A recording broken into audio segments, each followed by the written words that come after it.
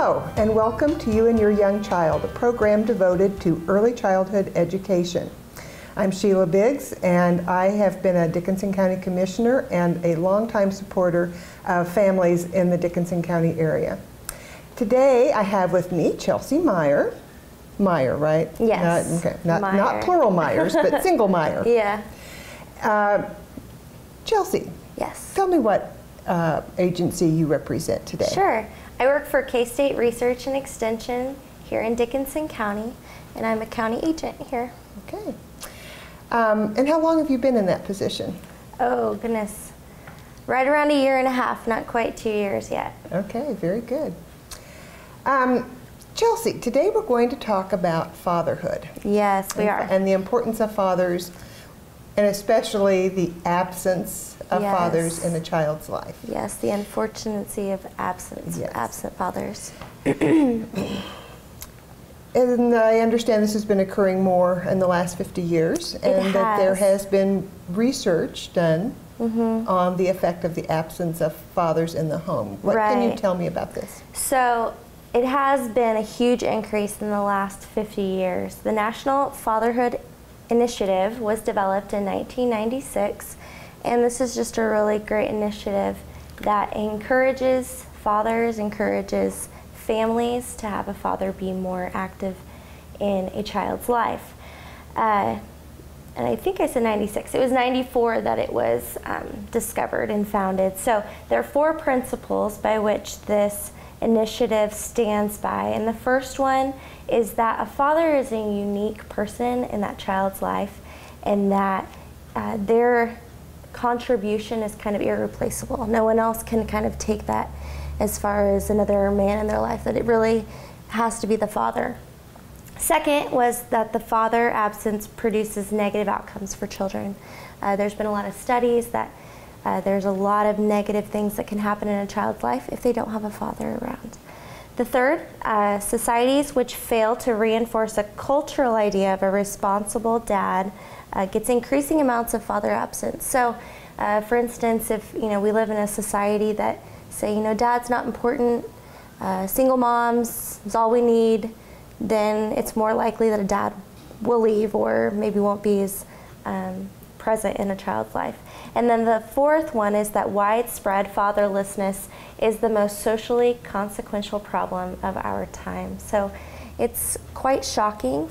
It's really unfortunate, but we're trying to learn about it more so that we can take those steps towards fathers being more active in child's lives. You talked about other consequences that may occur when the children live without their biological fathers. Can you tell us about some of those? Yeah, absolutely. So specifically, when a child does not live with their biological father, on average they're 2 to 3 times more likely to be poor.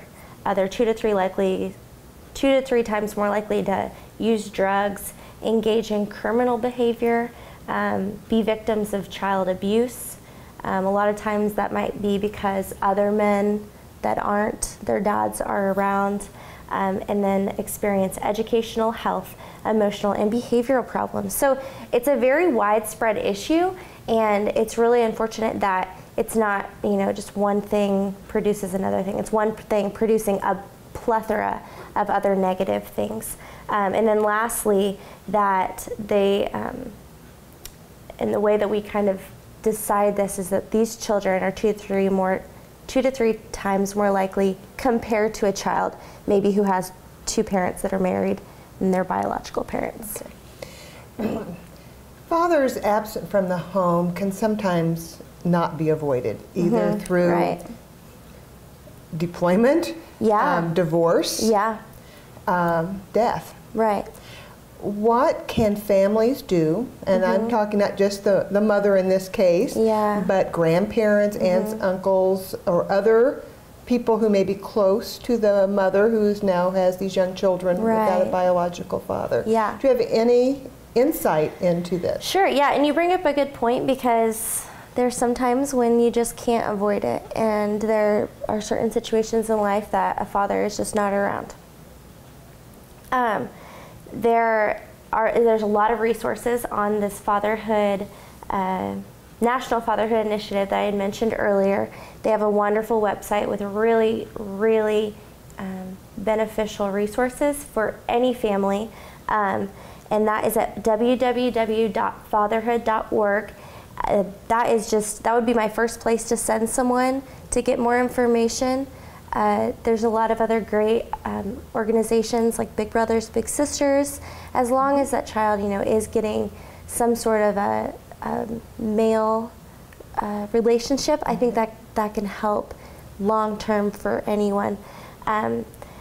There were a couple of things that I wanted to mention also about the absence of dads, not necessarily just their biological dad, maybe their, like you said, their adoptive father or something is deployed, and that's just as painful for a child as a biological father would be, but those kind of dads that are absent can strongly link to poverty, teen pregnancy, juvenile delinquency, abuse, suicide, and a host of other issues. So, I've kind of, listed off a bunch of negative things, but there is some positive piece that comes through this, and that between 2004 and 2009, so, that's not a long time, but the percentage of children with absent fathers decreased. It decreased by 4%, which 4%, may seem like a small amount, but that's a lot of children that are seeing their fathers.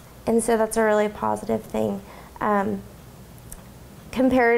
kind of comparing over the last 50 years, like I said, 1960, only 11%, which means, 1 in 10 children or so lived in homes without their dads. And so, that was pretty rare. As far as 1 in 10 children, and now it's a lot larger, and so that's kind of what we're doing here, and we're trying to raise awareness for it. Okay. Do you have any specific programs at this point in time or anything planned? Not at this time, no, but we do have a lot more of this information specifically at our office at K-State Research and Extension, Dickinson County. Okay, and where are you located? We're located at 712 what is that? North Buckeye, South Buckeye. I should know that by now. Yeah. It will be on the screen. It will be on the screen. So yes. We'll be able to find or you can call us at 263-2001. Okay, very good. And thank you for being here with me. Thanks, Sheila. Okay.